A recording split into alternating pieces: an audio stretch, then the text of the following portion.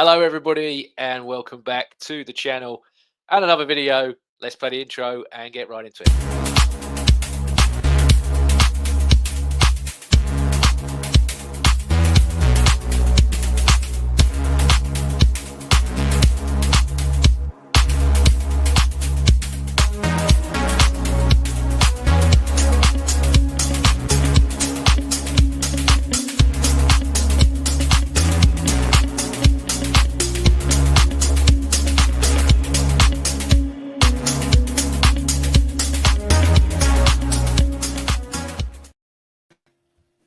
Yes, hello everybody, and welcome back to the channel and another video. As you can see, quite a loaded panel, but they're all very, very important people, not just to me personally, but to this channel as well. So we'll start it off with Arsenal Above All's CEO, Mike. Mike, how you doing, sir?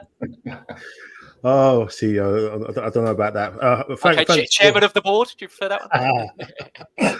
Cheers, I appreciate that. Thanks, James. Always a pleasure coming on, and also to come on with the governors, Melvyn and Neil. Obviously, we'll say Melvyn's a godfather, but Neil's still the most dangerous Arsenal fan alive, the Arsenal Jason Bourne. So we're in esteemed company along with yourself tonight. So always a pleasure. Thank you. And yes, as you've said, the most dangerous Arsenal fan alive, Neil, in the corner there. How are you, my friend? Yeah, I'm good, thank you. Thank you for having me on. And wow, what a panel! What a panel! I'm in awe, and I'm like this. Like this. I've got nothing else to say. Thank you for having me on. I'm sure it's going to be a great show. Thank you as always. And last but by no means least, I've done your last, Melvyn, for a special reason. It's the birthday boy in his birthday week. Melvyn. Thank you. 21 again. How are you? Again and again and again. Yeah. I'm fine, thanks. It's a bit like growing up round the corner to your favourite football club, and then you actually going through and playing for them. That's what I feel like tonight. I listened to you guys for ages on the same pod, and now I'm with you. Amazing.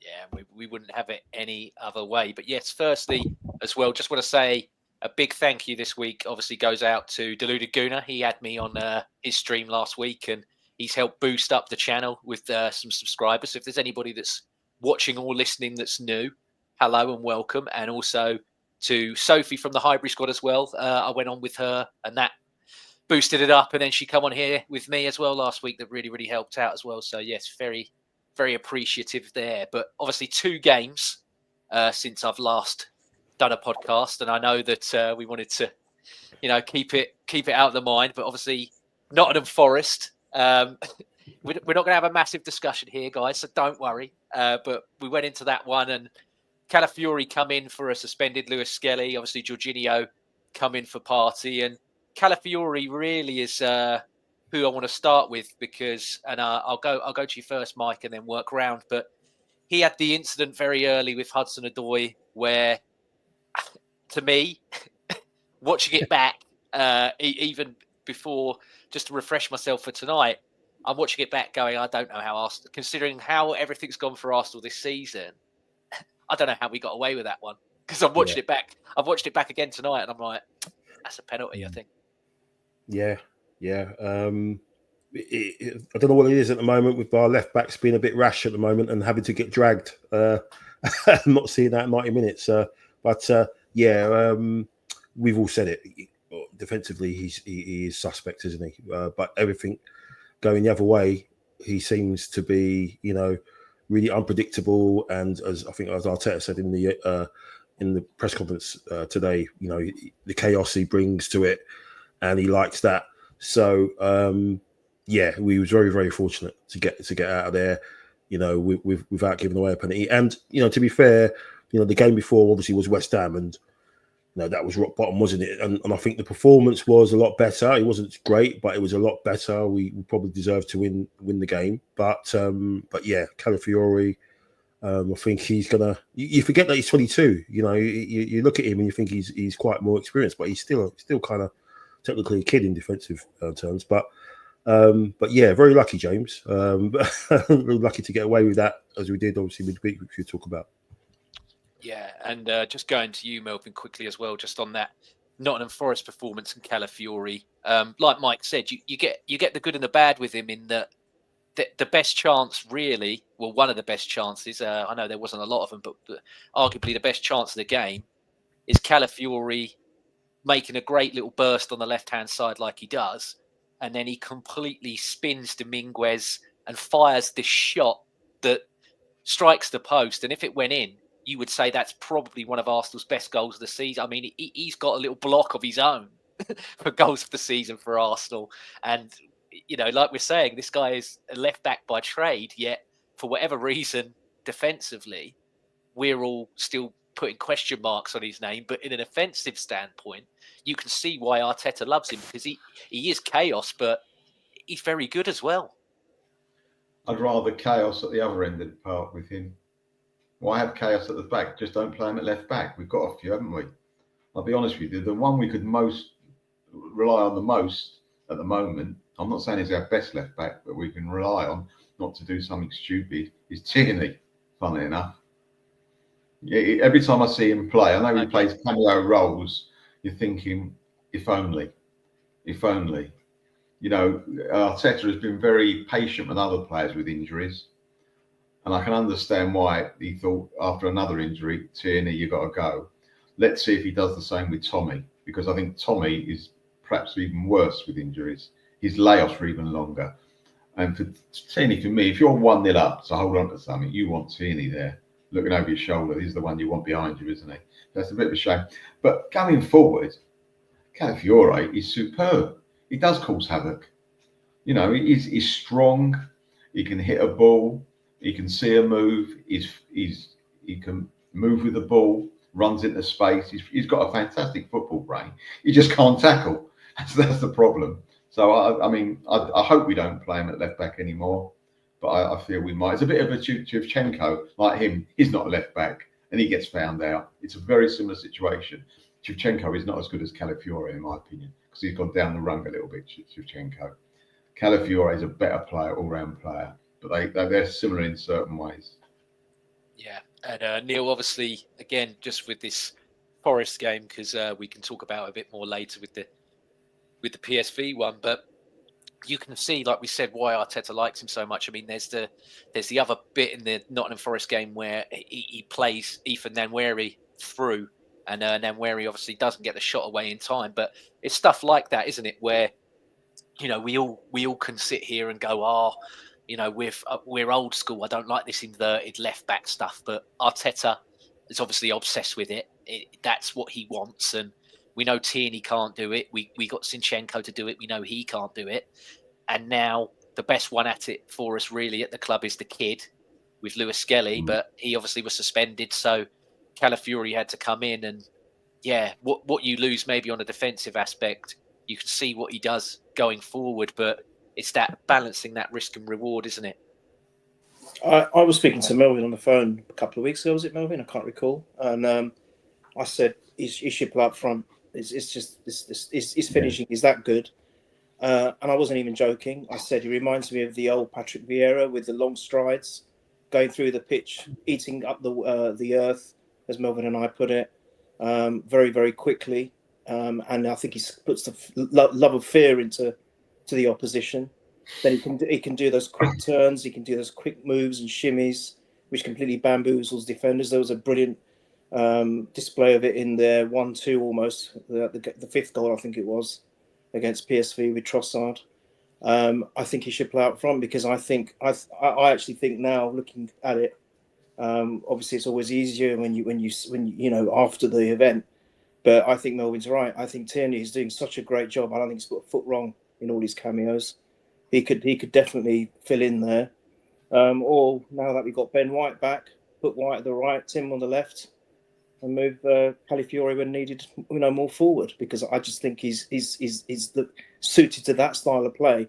But he's proven that he's a proven finisher. He's shown it, as you just said, that he can have his own goals of the season's award, because all the goals he has scored have been class, and he could have scored more like that. So I just play him up front. Why not? As I said, reshuffle. Let's see. Yeah. I mean, we are the old square pegs in round holes team at the moment. That's just how it goes with everything that's going on. But yeah, you mentioned Kieran Tierney there, and Kieran Tierney had a great chance that he sort of headed with the back of his head that went out for just narrowly wide, and that would have been a moment.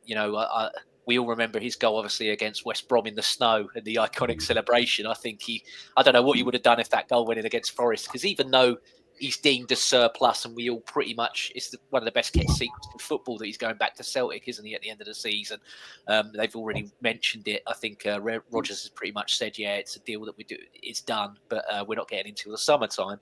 But yeah, I think he still would go nuts if he did produce a goal or helped Arsenal win something, Tierney, because he just cares. He's one of them classic footballers that care. But Moreno as well had a good header from a corner, and David Raya got forced to make a save from Chris Wood. But just wrapping up on that Nottingham Forest 1-4 for me here, and as always, we do the man of the matches here, and I just wanted to give this one to William Saliba. I thought he had a brilliant game, considering it was a 0-0. I thought he actually, this season, I think Gabriel has actually stood out more than him as centre-back. I think Gabriel's been the better of the two.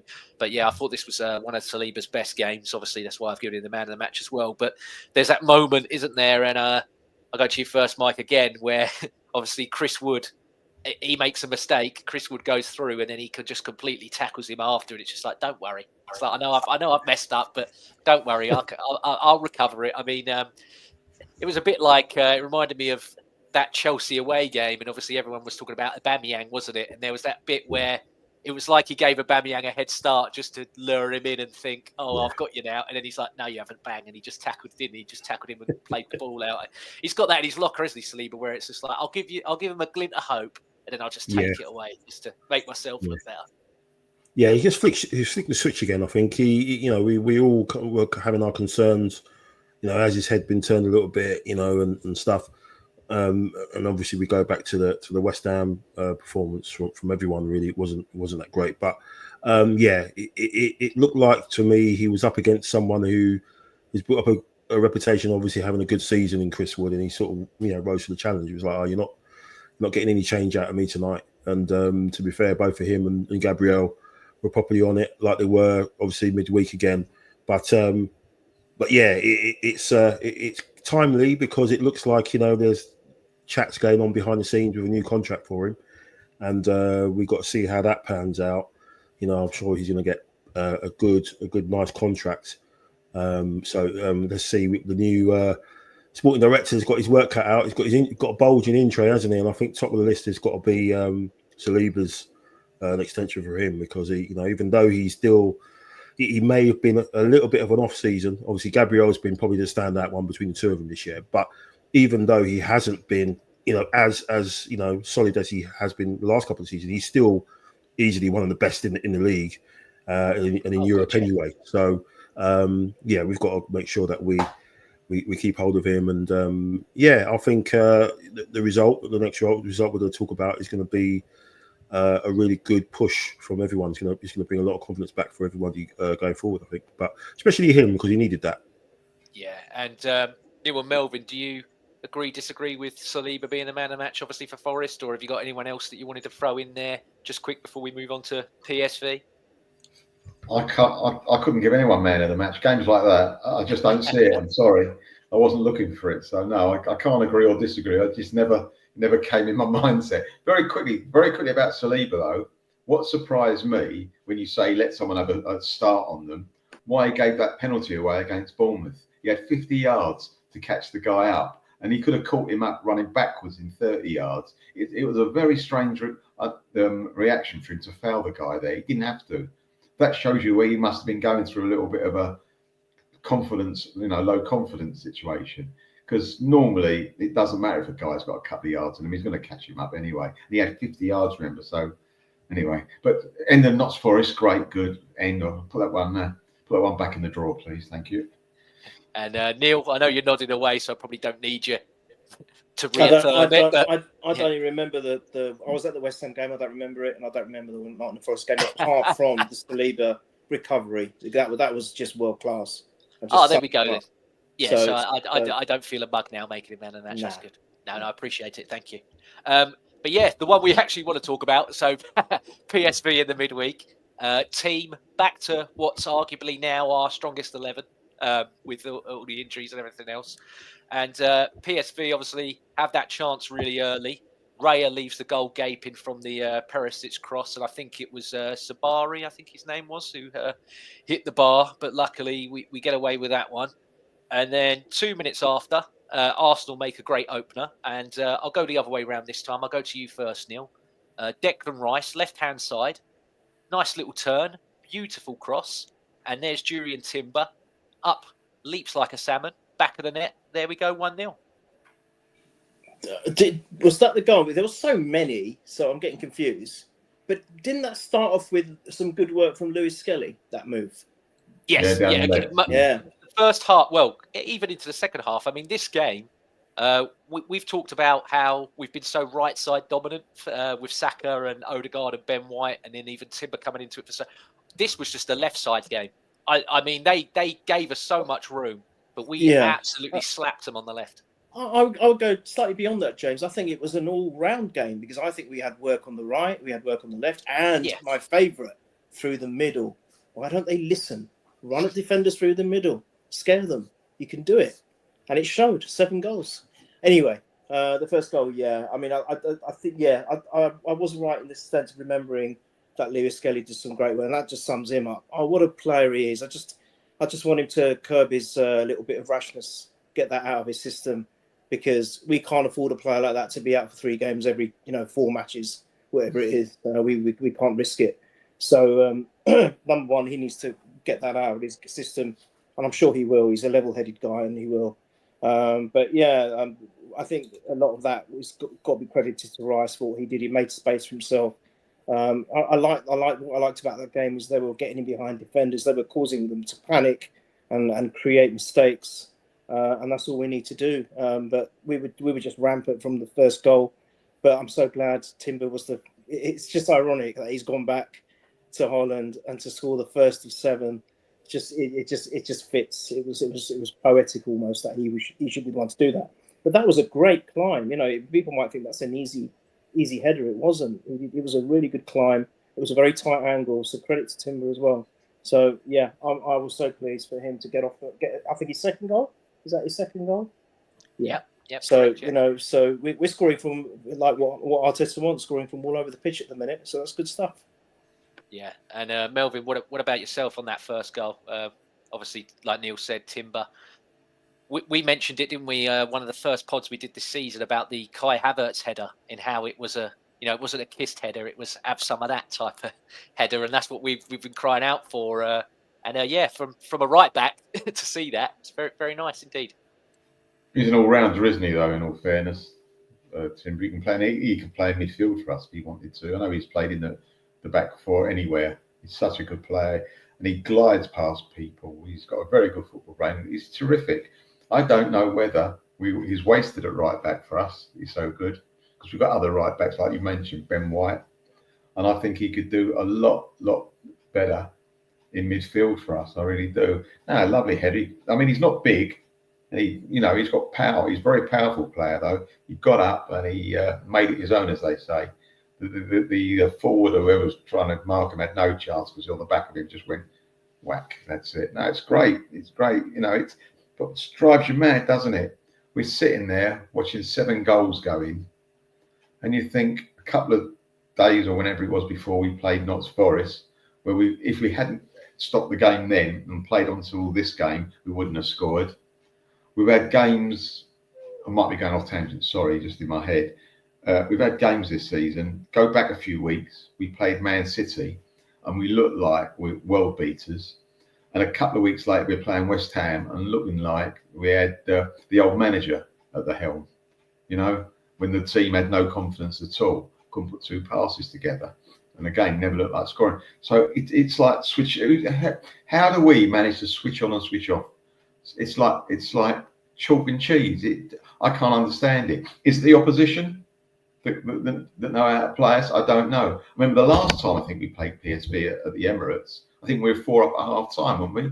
Because what they wanted to do, they wanted to attack us. We had Saka playing. You shouldn't really do that against us if you haven't got a great defence to attack us, because we just broke every time. And You know, we just murdered them first half. So I just can't get my head around it. I'm sorry. It's really. Yeah, I mean, I think it's Peter Bodge or whoever is the manager at PSV, and they just reminded me of worser, if it's possible, what Big Ange does. Well, what Big Ange does at Spurs, and also what Barry Fry used to do when he was at Peterborough. You know, oh, you score 5, but if I score 7, it's okay. And it's like, no, it's not. I mean, you mentioned it there, Melvyn. West Ham really showed the blueprint on how to beat Arsenal in that, you know, maybe not do 5 at the back. If I know every team might not have that luxury, but sit back, play Arsenal on the counter, break, and you'll probably do them. But these guys just, I mean, even when they were goals and goals down, they just still kept on attacking, and it was great from us as an Arsenal fan. But you're thinking like you said, why are you doing this? You know, it's very negligible and silly. But Mike, the Timber goal from your perspective as well. Yeah, fantastic from him. I think he mentioned at the end that his post match, he obviously being an Ajax old boy, he had to come back and score against PSV. You know, one of their rivals and everything, obviously. But yeah, I agree with Melvyn. I think it's like what they say in boxing and UFC, don't they, James? You know, styles make fights, and I think, you know, when teams come with this low block, it seems sometimes it's like we're beaten already, or we just haven't got a clue. We haven't got an idea of how to unlock it. And we normally have Saka there who, you know, drags us out of jail with you know, putting one in top corner or putting a cross in. And the teams that we struggled against have all done that same, you know, low mid block, you know, pack the defense, sit back, and try and do something on the counter. So, you know, the teams who have come out and played or tried to play, you know, obviously City, PSV, you know, we kind of are okay. You know, Forest as well, they did the same thing. So I just think it's that's the key thing for us to get over next season, is trying to get around these teams like West Ham, like Newcastle, especially Newcastle, who come here with this plan to just sit back and just like frustrate us. And we need to have something up that end who will be able to unlock the doors for us. And at the moment, we haven't got that. But yeah, it is frustrating to know how we can go from one extreme to the other. But it's just the way that the opposition set up. You know, typical Dutch front foot team, weren't they? You know, going back like to the early 90s, the way they played, it was unbelievable. Especially second half, it was like there was no midfield. There was absolutely no midfield. It was unreal. Like Odegaard must have been like, you know, just can we play another 30 minutes? You know what I mean? But no, great first goal, great goal for Timber. You know, especially after we could have, you know, went down 1-0 down. Yeah, and the second, obviously, again, sorry to do it this way, but I'm going to have to go to Neil because we all know why I've got to go to Neil for the second goal. Ethan Nwaneri, Neil. It's becoming a bit of a fixture, isn't it, on this show now, where it's like, let's go to Neil about Nwaneri. But just quickly again, his friend Lewis Skelly, brilliant again down that left-hand side, threads it through, and Nwaneri doesn't muck around, does he? We're talking about Timber not mucking around with the header. He just goes bang, top corner. There we go, 2-0. What did you make of that one, Neil? The goal was unreal. I mean, the strike from Nwaneri, he's a predator, isn't he? He knows where the net is. He's just a natural, and he's got so much power. And just one touch, you know, just it was so fast. I couldn't believe it. It was just so quick.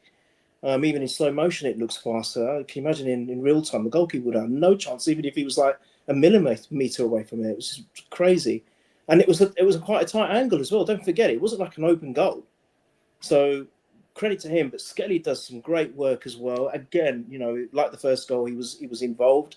A great cross, and it shows he's got such a good. Melvyn was talking about Timber's footballing brain, and I totally agree. But I think also on the other side of our defence, who are still, I think, the tightest defence in the Prem, by the way.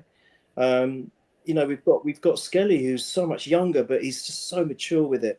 But I just want to give a quick shout out to Trossard, because he laid off it was almost a bit like Odegaard's pass to Calafiori for the 7th. He laid off a really nice pass for Skelly to be able to create that chance. So let's not, you know, let's make sure we give old Trossy, one of my old favourites, a shout as well. But yeah, wonderful goal. I don't think no keeper in the world could have done anything about it. And the fact is, you know, so fast. I think they were already hit for 6 by that time, and so quick. That was the first 20 odd minutes, wasn't it? I think. Crazy. Yeah. And Melvyn, obviously, before I go to you about it, have you, in your time at Arsenal, seen somebody so young, like Neil said, have this much power in his shots? Because I mentioned it on Highbury, Scott, how I've not seen someone that runs with the ball and on that left foot gives it a whack since Podolski. But obviously, speaking with my father as well, he said to me, James, McDonald used to hit the ball and people would move out the way. He said, old Malcolm McDonald used to leather a ball. So he's another name that and he said, Peter Storey, if you can, watch the penalty in the 71 season. He says the penalty was at Stoke. He said you'll never see someone. Yeah, he said if you want to see someone hit a penalty, he says watch Peter Storey's penalty. But he said that goalkeeper's head would have come off his body if he tried to block it. But yeah, I mean, from a young player, have you ever seen someone that's not just this confident, but the power in the strike as well? It's quite crazy, isn't it? It is, but I've never seen a young player. I've seen loads, obviously, we've all seen like young players make it. I've never seen a player of that young age or a year or two older even have so much poise, never get fazed by anything, catch the ball with his foot like he's using his hand. And you say hitting the ball hard, a lot of McDonald's goals he scored with a hard shot, and he did have a hard shot, was people putting it on a plate for him. This kid puts it on a plate for himself sometimes. You know, he's got that ability to take one touch, go past the player, and he's on for it. This guy, I mean, it might be me, my brain's not working properly. He seems to be getting better every game. I mean, you expect him to go up on a graph, if you like, and then go a bit to the side and down. But he does every game a little bit. You see more of him. And it's just absolutely amazing. It's, you get off your seat when he gets the ball, don't you? So what's he going to do now? And I only hope the team gets back to form for obvious reasons, but I want them to take him with them, because I don't want a situation where he's got to carry the team. I hate that at such a young age. I'd rather they don't play, to be honest with you. I know it's a horrible thing to say, but he's so good and he can be even better. And that's just exciting times. It really is. He's like not the same type of player, right? But he's like when Rooney hit the scene, he was like a freak. I don't mean that in a rude thing with Rooney or anyone. It's you think to yourself, nah, how old is he really? Did someone put something wrong on his birth certificate? I think with Kevin Campbell, when he first came in the team, people were laughing when they heard his age. And no, what's the real age? Come on. Obviously you got the Tipex out, but that is what these players are like. They're so good at such an early age. It's fantastic to see. So, I could go on about him for so long. I've seen some players. Melvyn, talking about age, the other way around for Kanu, was like, nah, he's got to be older than that. Kanu, yeah. He can't be 15. That's not right. Yeah. Yeah. Anyway, I must start, otherwise I go on all night about him. Well, Michael, I'll let you have your little Dan Wary time, but like I said, just incredible again, and yeah. Just the finish is superb. Yeah, it was unreal. So like powerful. I think if that had been over Hackney Marshes, you would have had the nets taken out. You would have spent like 5 or 10 minutes on someone's shoulders trying to put the nets back in together. We've all been through that, over the years. But I think like Henty said in the chat, Arteta's already talked about him being a number 9. I mean, Jesus Christ, if he's putting chances like that away, then why not? It might be an option. But no, I agree with everything what Neil and yourself and Melvyn have said. He is, we just got to appreciate him. He's ours. We've just got to enjoy him. He's going to have quiet games. You saw against West Ham, they put 3 players on him, pretty much. That's a 17-year-old kid. They just like shut his game down. He's going to have to deal with that. Saka's dealt with it before in the past and stuff, so he'll be fine. The beauty of it is where is he going to play when, the original star boy comes back, and the options we're going to have there. Are we going to have him on the other side, and Saka on the right side, or are they going to swap, So you've got all those different options. But the thing I'm kind of worried about is the chat about him being called up to England. I don't know what you agree. guys. Yeah, I don't know what you guys think, but don't even entertain that. Just if you want to promote him, put him in the under-21s with Miles. And let them breathe a bit. Let them get a taste of it a little bit. Don't throw him in, the first team, and then when he comes on for 10 minutes against whoever it is, and he finds it hard to settle in. That gives some ammunition for the likes of people on, Talk Sport and Sport. Sky Sport News to just have a go at the kids. You know what I mean? Just let him, let him, blossom. And if he gets promoted, because he's obviously under 18s, isn't he? Now he's playing for England. And he's, so yeah. If you want to progress him, let him do it the proper way. Let him get to the under 21s. Just ignore all that, proper first team senior call up. He doesn't need that. He really doesn't need that. Neither does Miles. So but no, what a player. And yeah, it's amazing, isn't it? He's so cold. He's almost like he's almost like he's he's like an android sort of thing. He hardly smiles. He's got his AI, and then you've got Miles on the other side who's just like fire and ice. Them two at the moment, the way they are. But yeah, amazing, and can't wait to see him play more games. And Neil would say, can't wait till we see him in Munich lifting the Champions League trophy. That's the dream, isn't it? In Hayland. Imagine that. Yeah, and I know. I think it come up and flashed up for me today. I think he's got 5 or 6 goals already for us this season. And isn't he a couple of goals away from a record? Like I think if he scores 2, I think he breaks the record of most goals by an English under 18 or something that's been Rooney and Owen are tied for it. Wow, so if you mentioned Rooney earlier, Melvyn, if he scores 2 more goals, which funny enough, the team that we're playing at the weekend, he could easily score 2 goals against, which would be amazing. I mean, if he broke it there, it would be something special, wouldn't it? But he's got plenty of time before his birthday, so I think he's easily going to break this record. And then, I know he's obviously, both of them are a few years older than me, but I remember being a kid and watching Michael Owen and knowing, how good Michael Owen was before those injuries. I mean, the Argentina goal's the one that I will always remember. Oh, yeah. I mean, he's the world's worst pundit and commentator. But as a footballer, he was a very, very good player before all the injuries and everything. And you could sort of say the same for Rooney as well. I think before that metatarsal, I thought we were going to win Euro 2004 just on Wayne Rooney.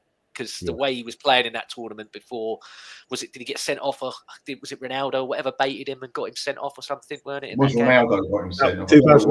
2004, he broke his foot, and then in 2006, 2006 he got sent off. In the World Cup. Yeah.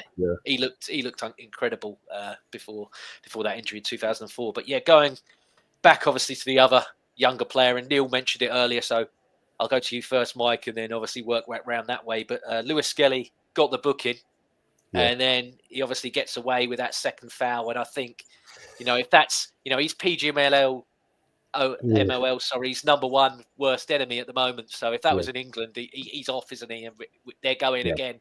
The daggers are coming out going, oh, look, he's another sending up. Arteta's got a ill-disciplined side. No team since he's become manager's got more red cards and all of that. We could all write those headlines for him. But luckily, we were up. We could make the sub. And I think Arteta's comments even today have been superb about what he said. And that's exactly what I don't think that he's necessarily a dirty player and this, what was it, a villain or something that he got called in the press by one of them in that, and he quickly deleted that article within like 35 seconds of posting it when he realised what he'd done. But I think you just got to get an arm around him, the experienced players as well. Just get an arm around him, tell him, look, you are important. I mean, we've spoken about it here. All of the goals that we've talked about so far, he's been crucial in at least the build up for both. So it's like, you are an important player, you're a valued player, so just rein it down, rein it in. 100%. And it's great words from Arteta today. And you've got to stay on your feet, even if you think the yellow cards are soft one, doesn't mean you can go in like that for the other one for the next challenge. You've got to stay on your feet. You can't give the referee any option to make a decision like that. And luckily we got away with it. This is something that Liverpool have kind of got away with so far this season, so it's our turn to actually benefit from it. But yeah, this is the levels now that he probably could do stuff like that maybe when he was playing younger, but he needs to stay on his feet. And I'm sure, like Arteta said, he's got people in his ear talking to him. Like Carlos, the guy who does the player development stuff. He's probably had a chat with him. He's probably sat him down in that, knowing that All or Nothing documentary where they sit in a little cinema room.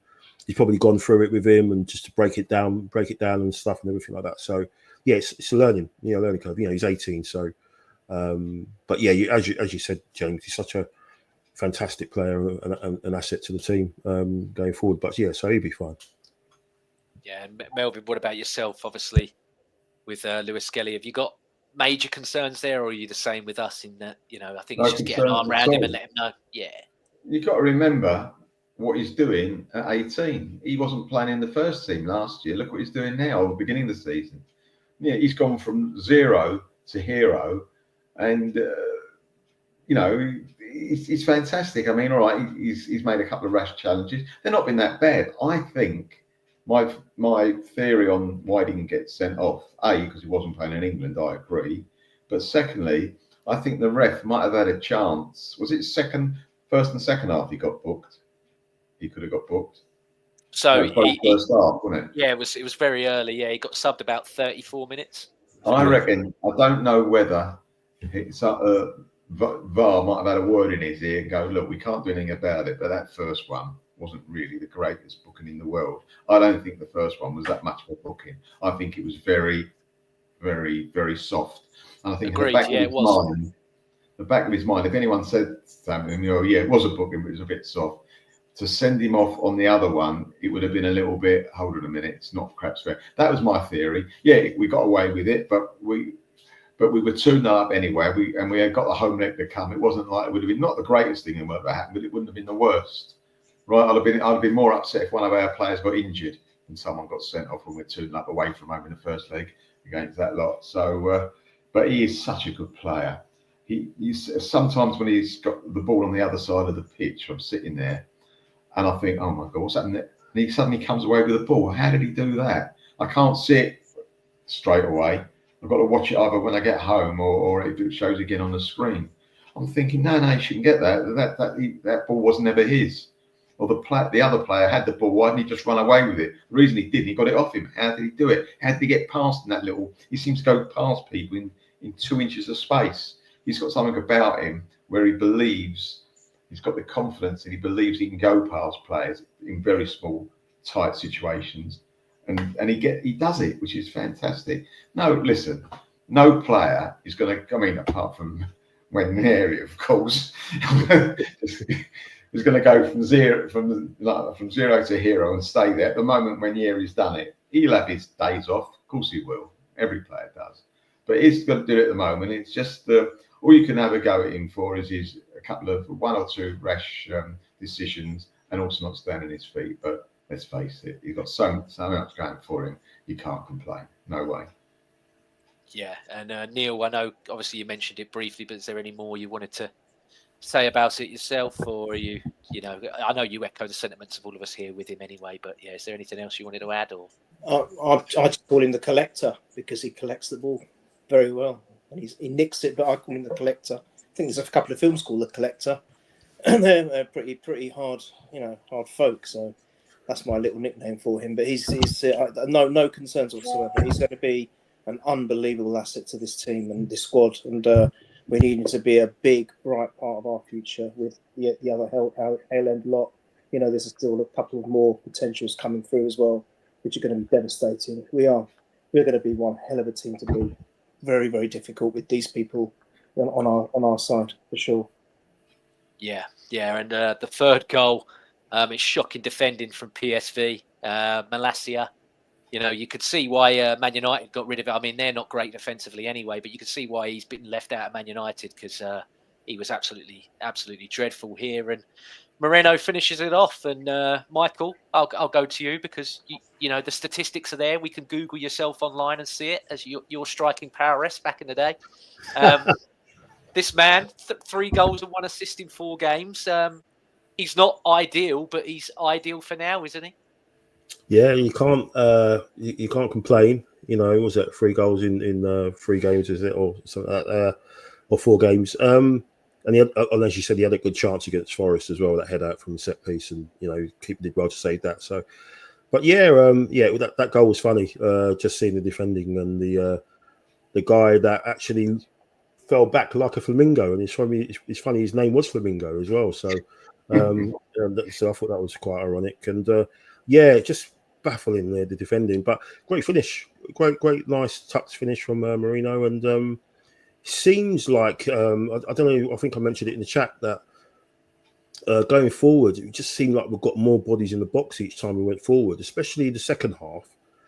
There were four or five bodies rushing in there, and I think that was the difference compared to what happened against West Ham and against Forest to a certain extent. I think Forest was more of a don't get beat. A point is a good result here. Liverpool drew with them. I know in the context of things as well, but I think against PSV, I think over the week that we had after the West Ham game was between the Forest game, was just to change tactic a little bit and get more bodies in there, and that's going to help Marino out, isn't it? And I think he did all right. He put a good shift in. But yeah, I mean, you kind of looking at the dates and trying to speed them up a bit to maybe get Martinelli back and then see what happens. Will he play up there in the 9 maybe when he comes back as well, and obviously Saka. But yeah, for the time being, as long as he continues to be a nuisance up there until they come back, that's all we can ask for really. And getting a goal, getting a scratchy goal, whatever, we'll just do him with a bit of confidence, won't it? And the team as well, knowing that they've got someone up there who can actually put the chances away when they come his way. Yeah, and like you said as well, he mentioned it after the game. He said about, they've done so much video footage in terms of where to be, where to stand, what to anticipate. And I think he said the front four, all of them together, did a lot of video review just on and explaining with each other's, if I'm going to be here, you go there type thing. And you could see, like you said, a lot of them obviously not scoring those 2 goals. Not scoring any goals in those 2 games. It did definitely hurt them, and Arteta definitely wanted a reaction from them. And I think you got it because to a man, the effort, like you said, they were all following it in much more. Yeah, I think I just to add, I think definitely the senior players. I think of people like Rice and Odegaard and Trossard over the last couple of weeks haven't been that good at all. They've kind of let themselves down, and I think they definitely did some work, obviously, against PSV, and you could see that they played with a bit of, a little pride, at stake as well. And I think, you've got a 17-year-old kid doing bits and everything and running his heart out, and he wasn't getting really backed up really well by them. So I think, they had to put in a performance, and especially Trossard, who, still, been a bit annoyed with ever since the Villa game, which Neil mentioned. I've been annoyed with him all season. He's kind of been paying for himself a little bit. Lovely finish, which you talk about. But I think the senior players in midfield kind of let themselves down this season. People talk about the forward, the lack of forwards. I think the midfield have kind of got away with it because the defence and have sort of covered their backs. But we can get into it in another show. Yeah, and I mean the refereeing decision. It took so long for the goal. I thought that the boys will reach. It was going to start playing. I thought Amazon were going to run out of time for us. Because I was like, you've got this semi-automated offside in this competition, so it's not an offside. Are you looking for a foul? It just took so long. But Neil or Melvin, if you got anything you want to not just mention on Moreno's goal, but just him overall as a forward at the moment is. Like I said, he's not ideal, but he's the ideal man at the moment, isn't he, really? I think what he lacks as being a centre forward, he's not a centre forward. But if the ball happens to come to him, he's probably going to score. The one he scored the other night, the 3rd goal, was an underrated finish. He put it right in the corner, through the guy's legs. He knew what he was doing. You could tell him looking up and just putting it there. He didn't rush. He, nice and calmly, bang. Very good. So he's not a centre forward. Let's not pretend he is. But if he happens to get in a position and the ball falls through, I'm confident he's going to score more than the others. And you mentioned Trossard. I thought that was probably one of his better games the last 6 months. Trossard. He was the old Trossard. He was what I call buzzing. He hasn't buzzed for ages, and it was lovely to see. I know it's probably a joint effort, but for me, he was the one that actually took his level up above higher than anyone else's for what he's done before, because he was playing so poorly. And really, you talk about Martinelli playing there, but he's got to do something when he comes back, because let's not forget, he wasn't doing too much. He wasn't doing too much before he got injured. He was lucky to get a minute sometimes. So hopefully the break will do him good, and he sees what needs to be done, and he can't hit the ground running, because he needs to, honestly, for his career as well, not just for us. Yeah, and Neil, just yourself on Moreno. I know we've had this conversation quite a few times, and he's not really mastered the position that we bought him for, and now he's being asked to do one that he's not played since he's 9 years old. But like I mentioned before, 3 goals and 1 assist in 4 games. Proof's in the pudding, isn't it? Yeah, I mean the numbers don't lie. I think if he's getting criticism, I think that's a little unfair, because it's not his role. I mean, that game that I think was the West Ham game, where you just saw him, he just kept by default trying to going back to his midfield position. I think because that's what he's used to. That's his bread and butter. And his positioning to be a centre forward just wasn't there, and it was non-existent, to be honest. But the fact that he still can, connect and score, as Melvyn said, at the moment, I think it's just what we need. It's not something that we would have chosen. Probably, never thought about it, but we've been forced into that position because of all our ridiculous injuries. So I think he probably is the best player at the moment for that role, unless you go with my advice and put Calafiori up there, change him, make him the 9. Yeah, and PSV, obviously they get one back for a penalty from Thomas Partey, and a bit of a weird one, wasn't it, where it was like the guy pushed him, and then Thomas Partey sort of followed through and just yanked De Jong down with him, and yeah, they made it 3-1 going into the half time. But we come out, and like Mikel said in his post game comments, he told them, look, score the 4th. He's like, they've got their energy up. If we want to kill this game off, score the 4th. And that's what we did. And it was just Martin Odegaard that finished it. But Neil, I'll go to you again, because who creates that cross? Who's the one who's causing the chaos and sets the goal in motion? It's Ethan Nwaneri, isn't it? And on the right-hand side. So we were combining right, left and middle. It was perfect. Such a great thing to see.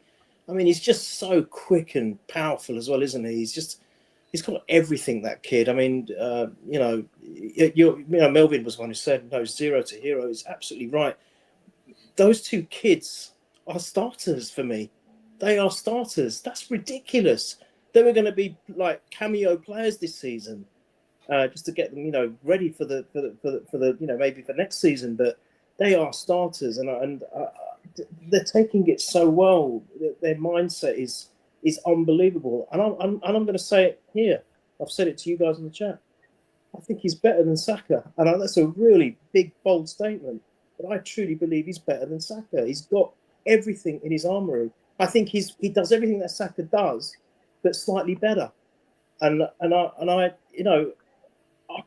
when Saka comes, I don't think it's going to be a gimme that he just takes his place back. If it's not going to be, and where he's not going to be moved to a different position. I think he holds that position, but it also goes with player management and the fact that he's still so young. But he's just unbelievable, and the speed, and the defenders had no chance, absolutely no chance. But the fact that he's got the vision to put the ball in where it needs to be, I mean, I think it was a bit of a deflection, wasn't it, from was it the goalkeeper or the defender? I can't recall. Yeah, he basically parried it into. He basically pushed across it. Yeah, but this is it. This is what all the fans have been crying for. Sometimes we want to score that perfect goal. We want to walk it into the net. We want to take the extra 2-3 passes. Don't do that. Be a bit more direct, because you can always, if you're not going to hit the target, there's always a chance of a deflection or something like this, where it comes off one of their players, whether it be the goalkeeper or a defender, and it just falls into our lap.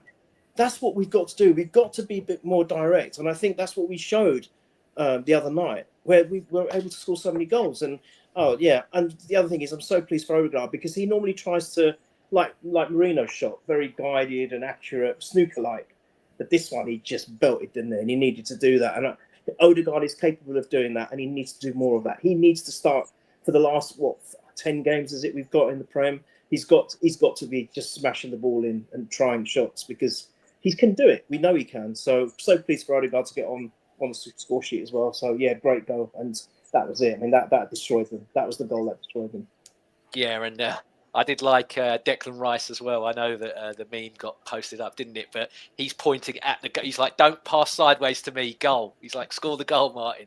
And yeah, he needed to. I mean, the last couple of weeks, Melvyn, you talked there about Trossard and how much he fell off and everything. I think this season, arguably Martin Odegaard. I mean, even the season that he come in on loan, you could tell how good of a player he was. You were like, "Bloody hell, this guy's a bit special already," and he's just a loanee. But yeah, this is arguably. I don't want to say it feels bad saying his worst, but you've got to call it as it is. It is arguably his worst season in an Arsenal shirt this year, isn't it? And hopefully now. However good a player is, they're always going to have a worse season, aren't they? Yeah. This is. I mean, he's been injured. That didn't help. And he basically, the rest of the team wasn't playing that well either when he got back. So really, we haven't played that well all season. We've had half a dozen games where we've been outstanding, and the rest has been like, not very good. You think about the teams we've struggled against. You know, I mean, we played. Spoke about Newcastle earlier. We've played them 3 times this season. We haven't scored against them yet. We're playing them again at the Emirates before the end of the season. Will it be a record that we play a team 4 times in the season and not score a goal? If we don't score against them again, and also touch a point you made earlier as well. Everyone was going on about the forwards, but the rest of the team were playing poor. The midfield weren't creating anything for our forwards. I know our forwards, we didn't have our best forwards out, but you've got to give the forwards something, whether they're good or bad, and we weren't giving anything. And we got back to the situation where when an Arsenal player got the ball, we had no one to give it to. Nobody seemed to want it. When we're on our Man City at home this season type game, everyone wants the ball. There's always seems to be 2 or 3 options. I don't know if it's in a mindset or what. As I say, it's very, very frustrating at the moment. But it's all about momentum. We've got to try and keep the momentum going now. We had a great result the other night. They weren't a very good team, but it lifts us. So we've got to do the same against United. We can't suddenly play it across the back all day Sunday, and hopefully United will make a hole for us. We've got to go at them. We're a good football team. And especially when we play quick football, it seems to me like we either play with a handbrake on level 1, or level 9. We don't seem to, there's nothing in between, and it's really drives me mad. Take the handbrake off, let us play, because if we play, there's a very, very good chance we're going to win. Once we play this tip-tap thing at the back, then they just get all the players behind the ball. They take out their cigars, the other defence, and they get on with it. So I really am frustrated about that. But going back to what you said about about Saka, they're 2 very, very good players. The difference for me is that I think that Wanyari is a little bit more efficient. He does things quicker. His mindset is a bit quicker. He doesn't wait for the tackle to come in like sometimes Saka does. I'm not going to go at tackles. I think Saka is outstanding. What he's only done, amazing. But if you're going to make comparisons, and the plus of Wanyari against Saka is he just looks for the opening and goes for it rather than wait for the defender to come right next to him, and he's away. Anyway, but there we go. I'm looking forward to Sunday. Now, I wasn't looking forward to Sunday, perhaps after. You don't look forward to your next game when you have a result or a performance like Forest, do you? You're not looking forward to the next game until the teams come out, then you get excited again. But now I'm really excited for Sunday. Yeah, I think what we're all excited for is when they eventually all play together, because you saw Saka, you saw Saka on Instagram posting the Michael Jackson with the popcorn, from Thriller, and you can tell how much those boys mean to him as much as they mean to us as fans. And I think he sat there going like, bloody hell, come on, leg heal fast, hamstring heal faster or whatever, because I want to be on that pitch with those 2. And then let's see what we can really do when it's the 3 of us in the the trifecta type settings. We might have the Arsenal Avengers situation here, Michael, with them 3. Oh no, I can't wait for that. Can't wait for that, mate. The thing is, James, they can't put 3 players on Saka and Ranieri, can they, in the same game? Because they'd be struggling. Well, this is it. That's why I want them all together, because it frees up the space, and that's one thing that we learned from this game. Give us space at your peril, because we will take advantage of it. And we'll try and get this done quickly, because I know we're pressing for time here. But Calafiori makes another good move down that left-hand side into Trossard, and really, really good goal. Lobs the keeper. Fantastic, Neil. That was, I think 2, 5, and 7 my favourite goals, and that was just great link-up play between the two of them, wasn't it? It was almost like a 1-2. It was just so well done, and I think Melvin's hit the. I think it was Melvin that said it. Hit the nail on the head about Trossard. He's been abject, and Michael, sorry, you said it as well. Ever since the Villa game, he just hasn't been himself. But this game, he was on fire. And I always used to say he's like that as a super sub. But this game, he's there from the start. And he was been involved in pretty much everything, I think. There was so much stuff that he was involved in. And that is just such a lovely piece of link-up play with Calafiori. And, it's quick and decisive. But even the assist from Rico was great, but that was such a quick thinking finish, wasn't it? That's not easy to do, and that's not easy to execute. If you had one of the big name players doing it, everyone would be like, wax lyrical and like salivating over it. I think that's actually quite an underrated finish in my opinion. I think it was better than actually what it was, because it was so quick and such a decisive thing to do. But yeah, great finish, and I couldn't believe it. I think that was at 47 minutes or something, wasn't it? 5-1. Was it 47 minutes? I think it was a bit later. But was it? Sorry. 50, around about 50, wasn't it? Okay. But it's like... Well, you were alive for 3 minutes, Neil. Come on. Yeah, exactly. Come on. The 48th minute. 48. You're close to me. So, I was thinking at that time, God, could this be it? Could this be double figures today? Felt like that. But can I quickly just say, I know they weren't probably playing as well as they can, but let's not forget, PSV are not a bad side, and also have they got up to that point had quite an incredible home record? Yeah. So Neil, they beat Liverpool in the Champions League, but apparently, we played our kids because we were already top, and then they beat Juventus, who apparently all of a sudden now Juventus are like a really terrible side because Arsenal have beat PSV. So it's that usual what we always talk about in the. When Arsenal do something well, downplay it because this team's rubbish now. They're not any good. Yeah. All their players are rubbish. Yeah. Okay. Their defence allowed us to play the way probably a little bit more freer than the West Hams of this world. But I still say you can only beat who's in front of you, and also we played so well. I think we made them look bad too. I think it's a combination of that. It's not just them playing a tactic which suited us. I think we were extraordinary that night. Yeah, and Odegaard then makes it 6. He smashes one home, and like you said, Neil, running down the middle. That's what we've wanted quite a bit. But just him shooting as well, Mike. I know we put it in the chat so often, don't we? In the purely chat that we have, where it's just like, why does this guy not shoot anymore? Like we've been screaming for about 3 or 4 weeks for him to just lever the ball because we all know he can do it. And I think it's called Campanetta, the Dutch butter, instead of Lurpak. But yeah, the goalkeeper's obviously, he smothered his gloves in that before the game. He's helped it away through, but it's still a brilliant run and strike, isn't it? And this is what we want from Martin Odegaard. We've all said it, me especially. I believe on his day, he can be one of the best number 10s, not just in the league, but in Europe. But it's whether he believes he is or not. And I think that hopefully gets his confidence back. Yeah, you hope so. I mean, he had a couple of opportunities in the first half, didn't he? And he's trying to just find the extra pass when it wasn't needed. And then we had that penalty shout as well, didn't we? When he kind of got clipped. But no, I just think hopefully he'll go on from here, because he even said himself, I've not had a good season. It's been poor from me. So he's openly admitted it. He knows his levels aren't where they should be. So hopefully, like I said, we've got 10 league games left. Another one in another 2, 3 left in Europe, obviously including the second leg. hopefully 2 more against one of the Madrid sides. Hopefully he can just turn the corner. The sun's out, sun's shining next spring, so hopefully he'll be energized and just finish off the season really strongly. But yeah, he needs to do that more because he's got some power in it when he wants to let it go.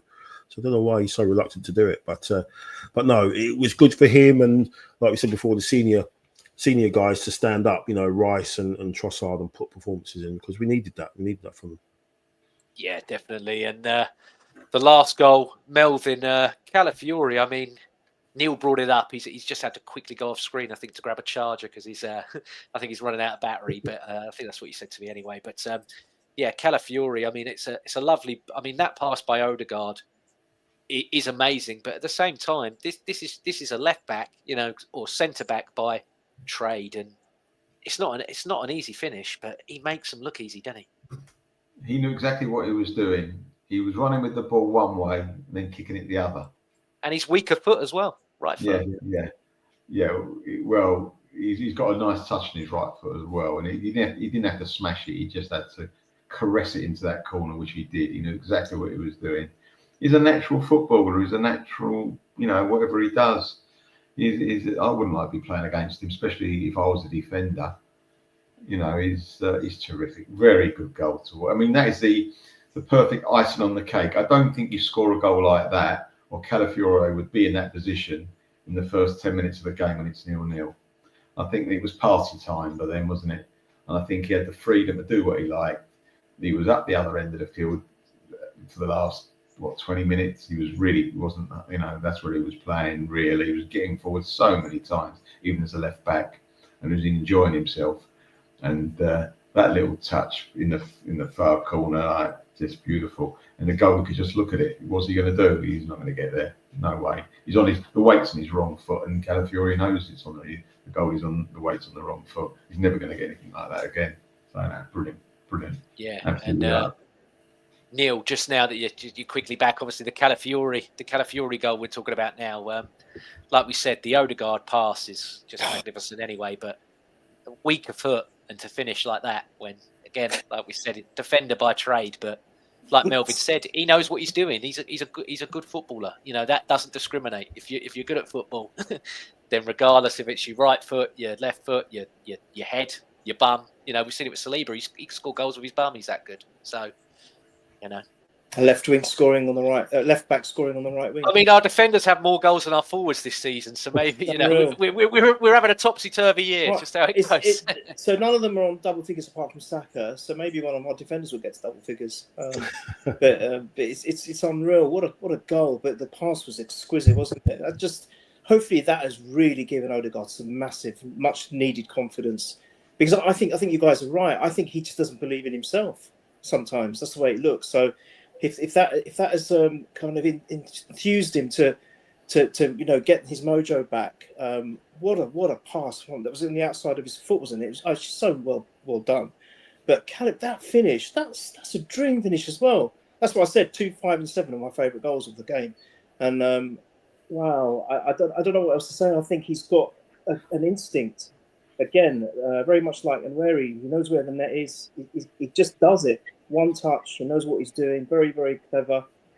I think he's got to play forwards. I truly believe it. Melvyn, we were talking about it. I think the guy has got to play in a more forward position. I think forgetting left back, moving forward, because I think that's where he needs to be. And I think he'll be very impactful. We've got people there to cover it. At the moment, we've got Tierney, so let's use him. We've got Timber, who can play there. Let's use him. So, we've got options.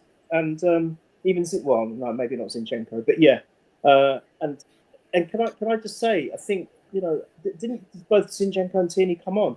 And Tierney created a great chance for Zini before the 6th goal. I can't recall when it was, but he created a great chance, and that was good work from Tierney. So he's buzzing as well at the moment. And he put another cross in, and there was no one there. In every cameo he's made this season, he puts a ball on a sixpence, but there's never anyone there to finish it. And I mean, well, that's when Martinelli used to link up with him well and finish. Yes. Oh God, yeah. I mean, all the positives in the game. The only real negatives that I could really point out was, when are you going to get another dead rubber this season? And you had Cabia and Butler, Oludeji there on the bench, and you're thinking, bring them two on, Mikel, come on.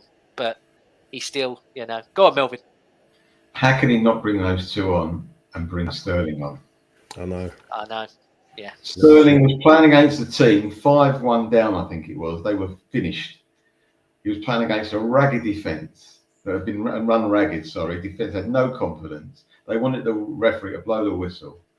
He just come on and he could not beat one player. He was a better left back for them than Malacia was, because he killed that attempt dead, didn't he? He done it for him.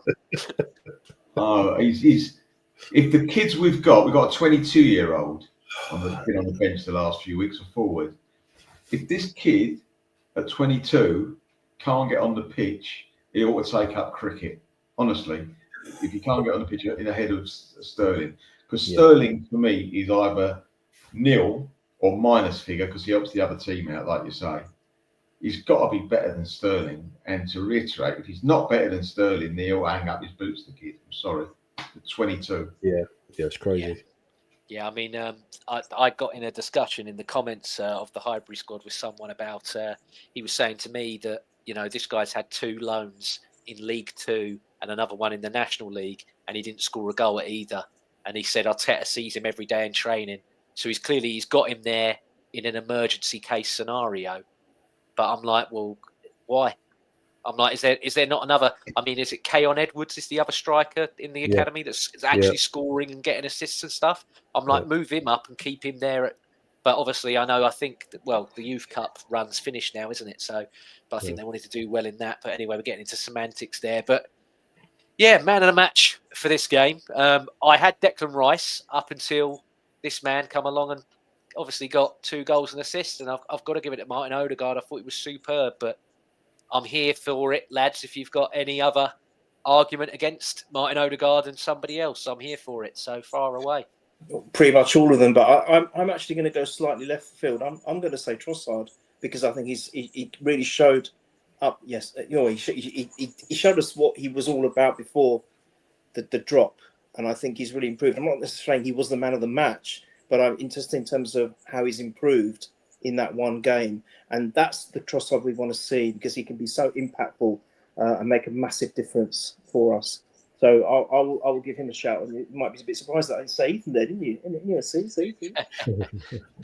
It's always surprising your locker, Neil. So, and Melvyn, what about you? Odegaard, or you got another one as well? I wouldn't give it to Odegaard. I know that he scored 2. He looks, when you read the match report, he looks unbelievable. But there were certain things in that game I weren't very happy about. Second half, he lost the ball 10 yards outside our penalty area when he shouldn't have done in about a minute. And small things like that can become large. And it upsets me when listen, on his day, and it was one of his days, he's fantastic, but he's got to take that out of his locker. He takes too many risks in the last third on the ball. And I thought, and I hate to say it, but I'm going to say it won't make me any friends. I thought one of the times he lost the ball, I thought he bottled it. I thought he pulled out a bit, which I hate to see. I know he's not a big lump, but you've still got to go, and you've got to. Sometimes, especially if you've got the armband on, Melvyn, as well. You can't exactly. pull out of it when you've got the armband. So I wouldn't give it to him as he scored 2 goals. As I say, you read the match report, you don't have to watch the game to give it to him, do you? Really? I'm not saying you've done it that way, but I'm saying I see other people. Whoever scores the goal is the man in the match, right? Yeah. You ask them what the score was, they don't know because they weren't there or watched it. But I think Ranieri for me just excites me the whole time. I'd give it to him. I think. Sorry, just. For me, no need to apologise. This is what I want. I want the I like the fact that we've all potentially got a different one. I mean, Michael, you don't have to pick a different one just to suit this what I've painted here. But... Rice. Go on, Mike. Rice. Under pressure. I would mention Rice because he put in I thought he put in a really good performance and scored a really everywhere, wasn't he? Scored a really good goal, which was fortunately was disallowed. Really nice finish. And I think even in the 97th minute, he was just bombing on, making a run into the corner. It's like, what are you doing? We're winning 7-1. You're still doing long busting runs. And he won a throw in or something like that. And it was like, and he was absolutely finished. You could see him. But I thought Ranieri, I will give it to Ranieri because you mentioned Michael Owen and that goal he scored against Argentina, James. And I remember watching it at the time, and whenever I watch it, the hairs going on the back of my neck when I watch that because it was just an electrifying moment. But there was a run that Wanyeri made, which was kind of similar to that, where you just kept on going and going and going. And you thought, oh my God, he's going to do exactly the same thing. He's going to stick it in the top corner, and he hit it, and it just went wide. And to go there, 17-year-old Champions League knockout game against a side with an amazing home record. They've not conceded 5, 6, or 7 goals in their history at home in Europe, and to put in a performance like that, I think you've got to give it to him. Outstanding, and Odegaard, great performance from him, but I would give it to Ethan, man. He definitely deserved it to do that. It was unreal. Nice. And just before we wrap up as well, obviously Man United at the weekend. Nice Super Sunday. Classic. What I like. This is the game in the Premier League for me. I don't want to hear about your Liverpool and your Man City rivalry where they all snog and kiss and hug. That's not a rivalry. Where they're all mates. I like a bit of needle. That's what I want, a proper rivalry, proper games. But yeah, I normally put a team up and everything else. I thought, don't really need to do it because I would play the same team that started against PSV. I know Calafiori, some people may say that's a bit harsh. You got a goal and an assist, James. Well, for me, it's Man United. They're in the floor. They're in such a bad run. They're going to be up for this. Their fans are not going to accept losing to Arsenal regardless of any circumstances. So I want the better defender. And for me, Lewis Skelly is the better defender. Just quickly, any of you, would you change the lineup at all? Or would you stick with what started against PSV? Is Skelly not... Is he not bad? He had the 1 game ban against Forest, so he... okay. Yeah. Cool. That's all right then. I think that probably is a good shout. As it was, because if you start messing around with the team, then they'll be thinking, well, hang on a minute, what did we do wrong? Was we put in such a great performance, boss? Why are you now changing it? So I think that's probably a good call, and then maybe if necessary, changes will come, but that's only because we'll be wanting to score more goals because we're going to be beating them 8-2.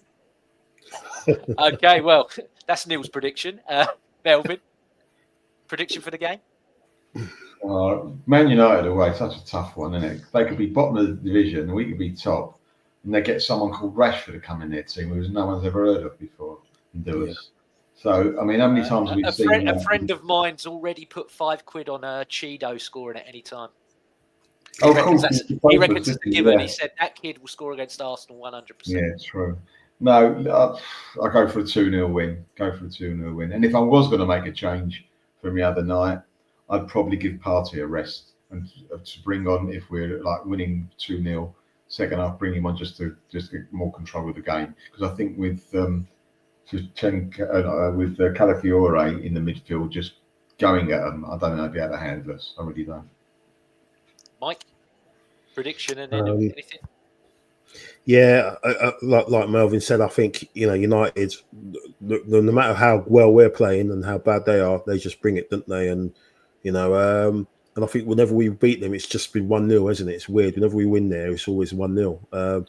So I'll probably go with 1-0 again. I'll take that. I'll take anything as long as we turn them over because they are shocking. And I think, like you said, James, they are going to want to come out on the front foot. Their fans are going to want them to come out and play a bit. So they'll, Amorim will probably want to try and contain, but I just think we just got to go there and just put it on them, and just get the business done. Keep the momentum going, and it'd be nice. It would be lovely to turn them over, like Neil said, 8-2. Just get revenge on that. Just give them a good kicking. It'd be lovely because this is like you said, the Premier League. This is the Premier League Classico, isn't it? This forget the other thing. This is the one that it was like a heavyweight title fight. Whenever these two played, you had knots in your stomach. You couldn't eat. It was absolutely horrific to watch. And that was a program seller. Yeah. But those games, you just hated. You had to endure those games. You had to endure them. They were horrible to actually sit through. You could only kind of relax when the game was done. And you was like, okay, right, I can get on the rest. I can go through the rest of the games in the Premier League, no problems. But that one against them, that was like it was horrible. So I don't think it'll be that way as much on Sunday, but it still is against them. So hopefully, any kind of win. I'm taking any kind of win. I don't care what the score is, 5-4, 8-2, 7-1 again. But as long as we turn them over. Yeah, I've gone the same as you, Mike. I've done 1-0. I think, like we said, whatever happens, they're just annoying, aren't they? They're just that annoying side. But I reckon we'll win. And I've done a 1-0. So, like I always say, it's a bit of a catchphrase for me. I play the team, not the occasion, because that team, even 100%. Without a striker, they're gettable. So. We can't make the same mistake when we faced them and they're under Moyes and they were terrible and we lost. That was unforgivable. We cannot make that mistake here. They're there for the taking. I don't think there's a better time to play them at Old Trafford, and that's why I'm confident that we're going to really steamroller them. I really believe it. I'd love to see it, Neil. Love to see it. I've got to say, James, if someone's putting money on Chido Obi to score against Saliba and Gabriel, he's got more money than sense, I think. So because he would have been up, he would have seen them, at London Colney a few times. So I don't think them two got anything to worry about against him. No, and just quickly as well, we've got some quick comments and then we'll wrap it up. But Hente here has just put, Walcott was younger than Nwaneri as an England senior and did well enough. I don't mind if Ethan is called up. Did he play for England or did he just get called up? Well, this is it. If it's the same call-up as in Walcott in 2006 for Germany, I'll take that. If Nwaneri's just going to go to watch, not play and train, I'll be over the moon. But I think if you're taking him, you're going to play him, aren't you? So, yeah. And just again from Hente, he's put, do you think Miles Lewis-Skelly as a left-back or as a midfielder in the future? Left-back for me. He's sealed on. He's left-back already. No, I can see him as a midfielder. I think we're going to buy a left back in the summer, James. Okay. Yeah. Well, that doesn't shock me. Two we're going to buy. Yeah. Well, I think we're going to get one. We're definitely getting one. We love defenders, so we're definitely going to sign one. Yeah. And Russ here as well. Miles Lewis-Skelly needs some time out to think about how rash he is. Disagree. I think you still got to stick with him. And Jamie, just quick, he put, what's your thoughts on this team for PSV at the Emirates? He's got Neto, Nichols, White, Kivior. Not Neto. No, we don't want to lose 8-7-0, do we? Jorginho, Zinchenko, and then he's got Doman. Unfortunately, Doman's 15, so he can't play in the Champions League. I'd love to see it, but Cabia, and then Butler and Sterling. Sterling. Not a bad team. If you can't play Sterling when you're play Sterling, up, play with 10 men. We got more chance with 10 men. I think if we start. Yeah, I agree. Yeah. No, I would rather play Gunnosaurus than Neto in goal. I think. So, yeah. But yes, no. Thank you very much, guys.